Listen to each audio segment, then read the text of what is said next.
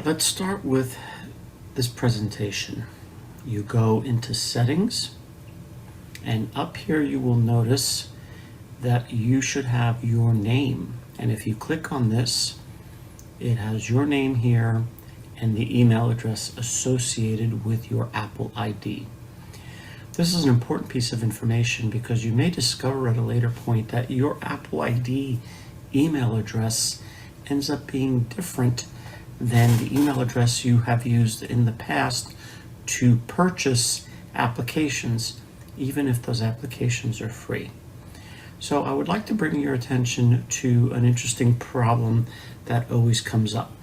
If we come down here to General, and we come up here to About, we come to this area here where it says Capacity and Available. Make a note of these numbers. This is the total hard drive size of your device, and this is the amount available to you. Now in this demonstration, you see that I only have 2 photographs. My real account has over 60,000 photographs. And the important thing is that because I use iCloud Backup, it does not take up all the space on my device. But the real reason we are here is because a majority of people get an email or a text from Apple telling them that they are out of storage space. When you get that, that warning has nothing to do with the total physical storage of your device. Instead, come up here to where your name is and click on that. And come and click here where it says the word iCloud. If you look up here at iCloud, it says that I'm currently using 154 out of 5 gigabytes. The text that you normally get from Apple refers to this storage being used up. Now 5 gigabytes in today's day and age is a paltry amount of storage, but this is Apple asking you now to give them $1 a month to bump up your storage so that your photos, which are here, and you see that it says on, this means that my photos are being backed up to the iCloud photos. Now, I mentioned earlier that I have 60,000 photographs. They are not held on my device. What you do is click where it says the word optimize iPhone storage or iPad storage, and you have this checkbox.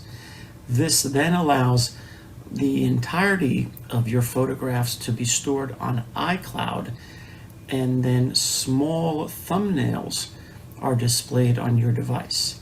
Now, as long as you are internet connected, you are able to access all of your photographs. So you log into a website on a computer with your favorite browser and go to iCloud.com.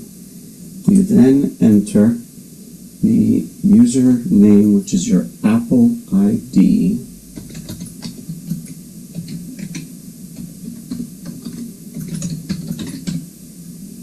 Now you should say, keep me signed in.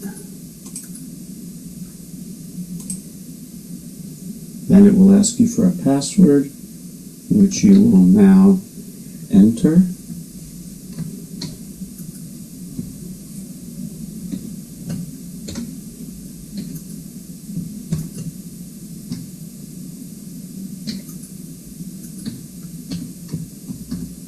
Then you click on this button here to log in. At this point, a security code is necessary, and if you scroll up here, you'll get this 2-factor authentication. Look at the device that you have logged or linked and enter it as a number, which is only good for one use.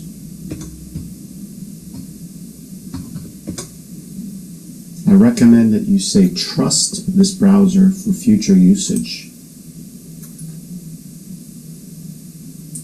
Go through what you see and click OK. And it will slowly log into the web page.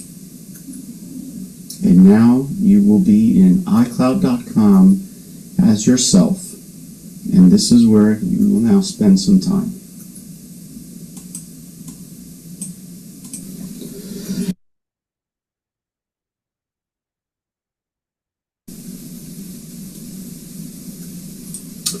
Once you are here inside of iCloud.com, this is where you can go to various parts of the website to make sure that your important information is being safely backed up. This will come in handy when you buy a new phone or should you lose an iPad or an iPhone. If you scroll down here to this section here on the left, you will see a couple of important areas, and this is what you want to double check. Click on Contacts, and you should see your list of all the people in your phone book. If they are not here, it is important that we check that you have contacts turned on for backup in iCloud. When I click up here on the left on the word iCloud Contacts, I am brought back to the main page. Here is the other super important area, Photos. Click on this. Are all of your thousands of photographs that you have taken over the years safely stored here? Let's go back here in the upper left and hit iCloud again. Scroll down, and we see here your notes. If you have notes written on your iPad or your iPhone, they are all synchronized here, and it is easier to come in and edit them on the computer. And that's the point of this, that you can use a large screen computer to do most of your work as opposed to your small screen iPhone or iPad. Once again, let's come up here to iCloud and click to go back. Scroll down, and here is the Find My section that helps you locate items that are lost. The Reminder section list is great because the reminders you do on either devices are all here. And lastly is the calendar, where you could organize and create appointments here in a large screen format and not have to worry about using a small screen format. Let's go back here to iCloud, and here under the main section, what we want to do is go to the upper right corner and click on the bobblehead, as I call it, and now we're going to jump out of this area and go to the very important Manage Apple ID.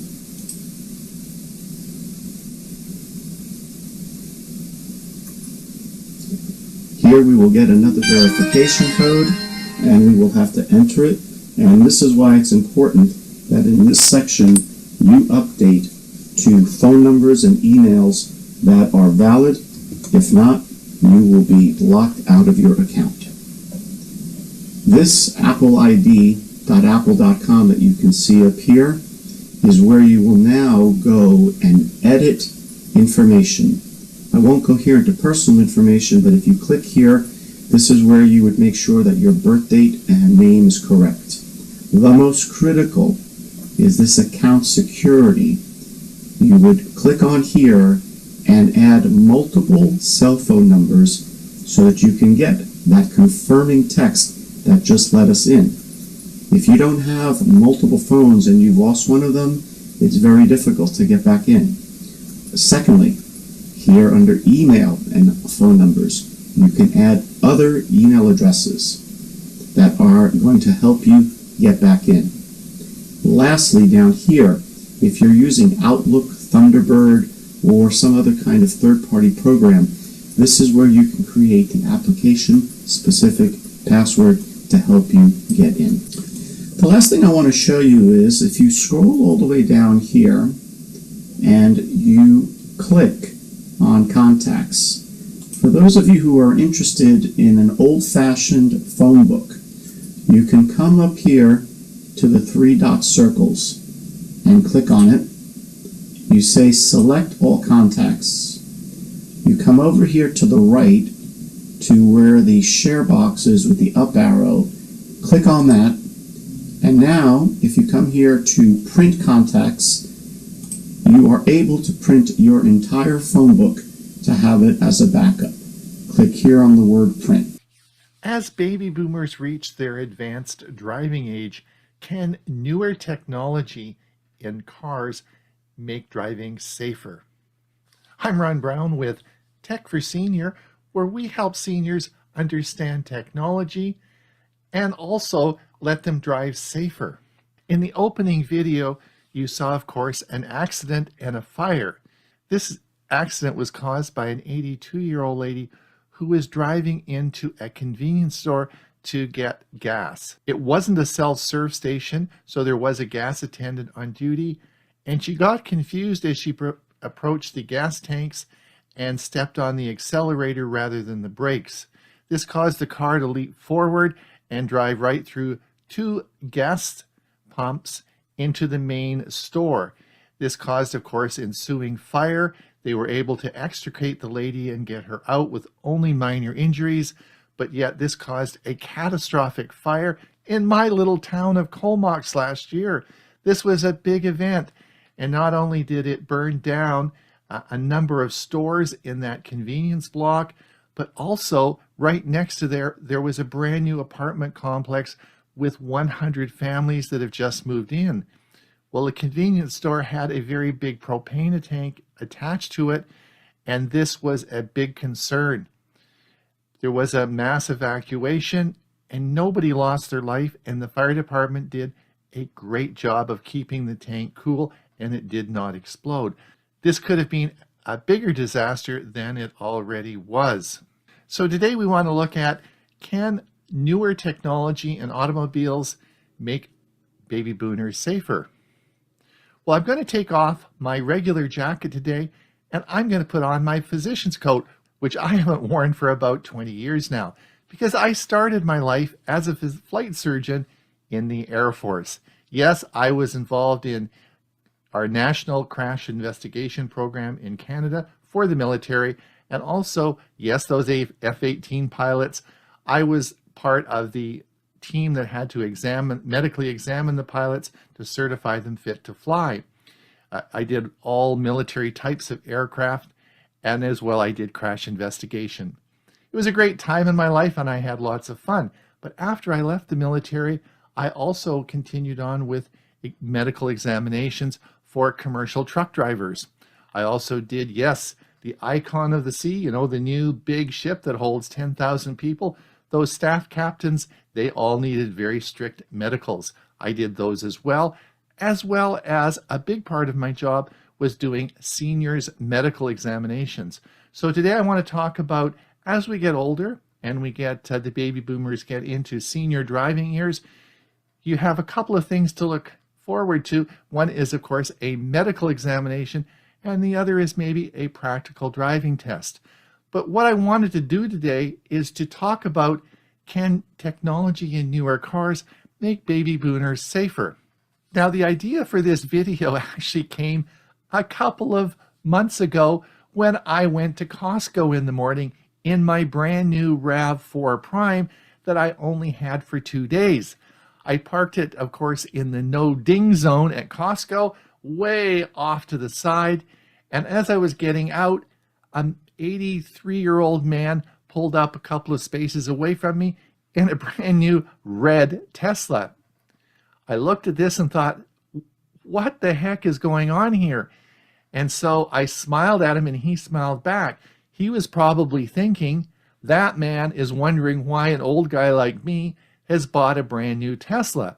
I'm thinking the same thing. So I went over and said, hi, how are you? This is a really great looking car.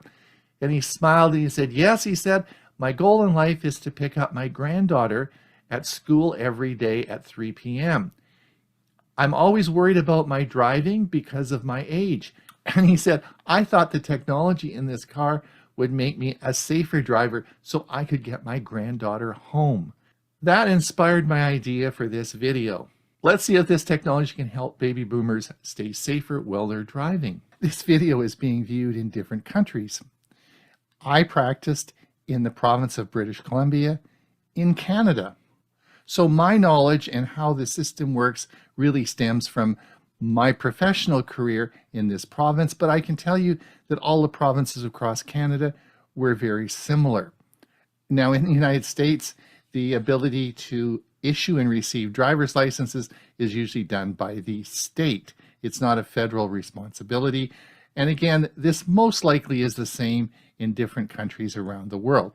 So one of the comments I always get is that nasty doctor took my driver's license away, or that policeman took my driver's license away, or my family took my driver's license away. Well, let me explain how the administrative part of this works. The only person who issues a driving license in the province of British Columbia is the Superintendent of Motor Vehicles. The only person that takes away your driver's license is the Superintendent of Motor Vehicles. Why it's important to understand this is because there's a whole series of appeal processes that you can go through if you do have your license revoked. So you should be aware of that if that happens to you. Now, the Superintendent of Motor Vehicles obviously gets information from doctors, from police, from concerned family members, and that is how they make their decisions. Now, the decision whether to allow you to drive is really based on two inputs. One is the medical exam input, and the second is a practical driving test, usually done at a motor vehicle branch. So you have two things to watch for. Let me talk a little bit about the medical examination to start with. Now, many years ago, this is a long time ago, when I started doing driving medical examinations, they ticked along fairly early in life, probably around 60 or 65, I don't remember specifically, but they automatically were printed out, sent to you, and you had to take them to your physician and get them completed and return them to the motor vehicle branch. It was very interesting. At the bottom of the form, it always said, is this person fit to drive? And I had to either tick yes or no and sign it. Well, I had no idea whether that person was fit to drive. It was really a very poorly worded document. As time went on, they changed the document, and the document said, are there any medical conditions that might affect their driving? And you said either yes, and then will we follow up, or do you want us to follow up? I remember that part of the form very well. And then they added at the very end, do you recommend a practical driving test? That was really helpful, and I would either tick yes or no. And then the form was signed and sent to the Superintendent of Motor Vehicles.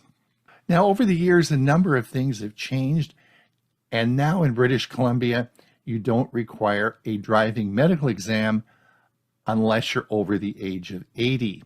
This probably reflects the severe shortage of physicians and medical personnel we have in the province, although they do about 70,000 driver medicals in the province of British Columbia each year. But before that, you will probably have to go every 5 years to have your license renewed at the motor vehicle branch. They'll ask you some medical questions and if you had any health issues, and that may trigger a medical examination or a practical driving review based on those questions. Also, they'll probably also do an eye exam with a peripheral vision check, just to make sure you can see when you're driving, which is a really important thing. So seniors should expect, as you get older, that when you get your motor vehicle branch, when you go to the motor vehicle branch to get your driver's license renewed, you will get a questionnaire about your health and probably an eye exam. How often that occurs will probably depend on the location you're in, country, state, etc. And based on that, you may get a further requirement for a medical examination or a practical driving test. After the age of 80 in British Columbia, you will require a mandatory medical examination, and then possibly you'll need a practical driving test depending on the results of that. Now, the medical examination is really quite simple, and I found it very obvious who should be driving and who shouldn't. Once the medical was completed, it went back to the motor vehicle branch and the Superintendent of Motor Vehicles, and he decided on the disposition of the license. The only other advice I can give you is there's not a lot you can do for the medical exam, but if you get requested to have a practical driving exam at the motor vehicle branch, I would strongly recommend the following. If you adopt the attitude that you've been driving for 40 years or 50 years, you've never had an accident, you're certainly going to pass that exam. That is a very bad attitude. I would strongly recommend that you take a driving course through one of the driving instructor programs that are around in your area. Oftentimes, the motor vehicle branch will even recommend that you take the course. and they will go over the whole exam with you. They'll prep you, practice, and you won't get into a situation that one of the driving examiners related to me. This was an elderly gentleman who was in his mid-80s, and he was up for driver renewal, and he had to have a practical driving exam. Now, as he was driving out of the Motor Vehicle Examination Center, there's a busy sidewalk where a lot of people are going between lights. And of course, the first part of the examination is you don't hit anybody. If you hit anybody, that's not going to get your license renewed. So he didn't. He stopped just before, and of course, there were a lot of people going back and forth, and he couldn't pull out into the traffic. So after a few minutes, he got very agitated and started rolling down the window and shouting obscenities at the people walking by. Get out of my way, you blah, blah, blah, blah. I've got a driving exam and I have to get out of here.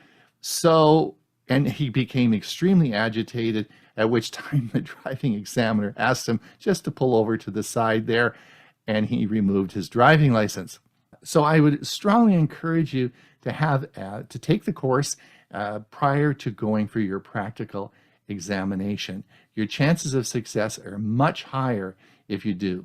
So let me give you some tips that I've found over my career that'll be helpful. I had a lot of time to think about this now because, of course, I'm a senior. I'm not a medical examiner anymore. So here's my thoughts on the matter. The first is, when you get up in the morning as a senior, some days you have good days and bad days. Maybe that nasty doctor gave you some medicine that makes you a bit fuzzy in the morning. Maybe it's your Parkinson's disease that day, and the medicine hasn't quite kicked in, or it might be making you a little drowsy. But you know today is an off day. That's a day that you shouldn't be driving. You also may find that you're better driving in the afternoon. You're much brighter, more alert. Mornings just aren't your thing.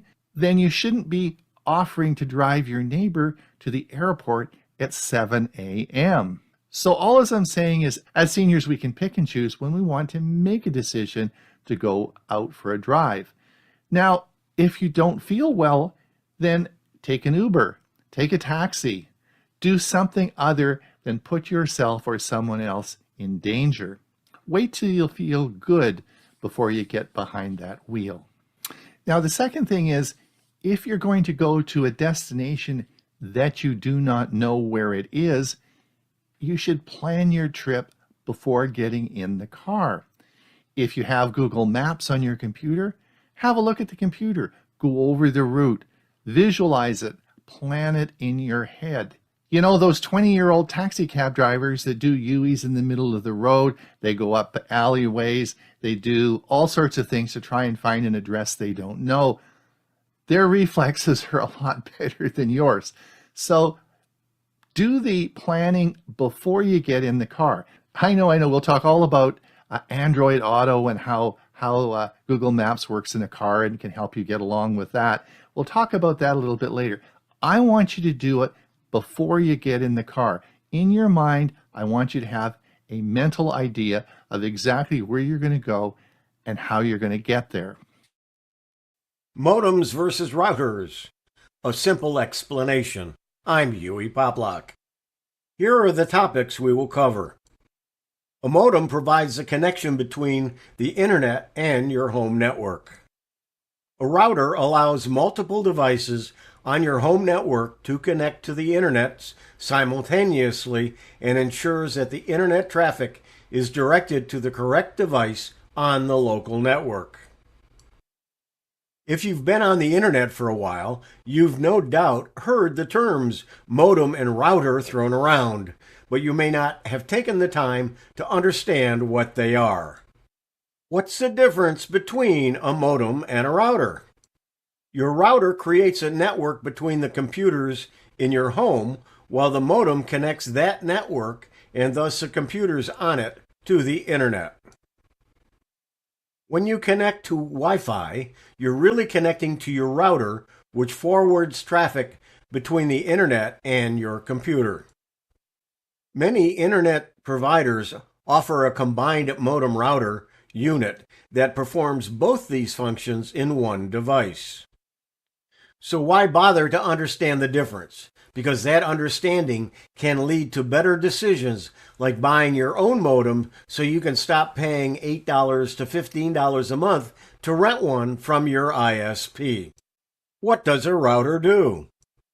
A router connects multiple networks and routes network traffic between them. In the case of your home network, your router has one connection to the internet and one connection to your private local network. The simple way to think about routers, especially on your home network, is like this. The router sits between your internet connection and your local network. It lets you connect multiple devices to the internet through one physical internet connection, and also lets these devices communicate with one another over the local network.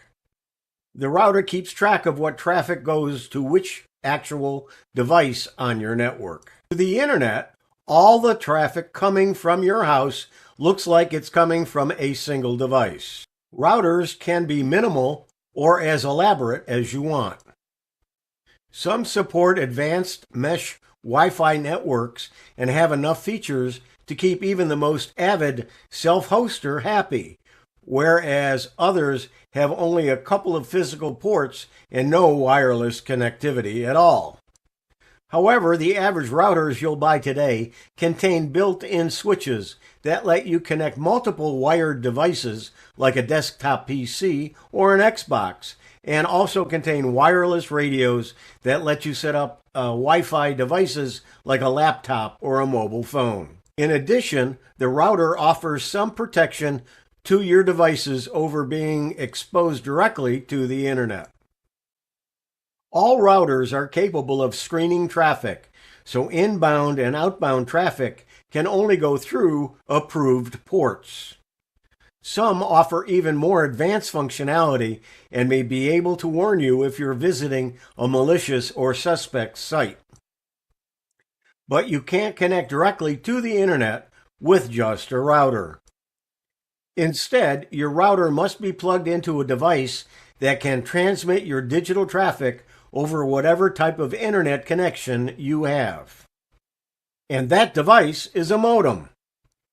What does a modem do? Your modem serves as a bridge between your local network and the internet. Historically, the term modem is shorthand for modulator, demodulator. Modems were used to modulate the signals on telephone lines so that digital information could be encoded and transmitted over them, and then demodulated and decoded on the other end.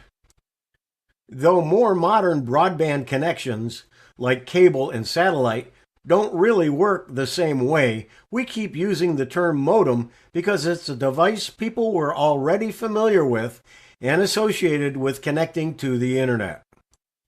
How a modem attaches to your network depends upon the type of connection that you have.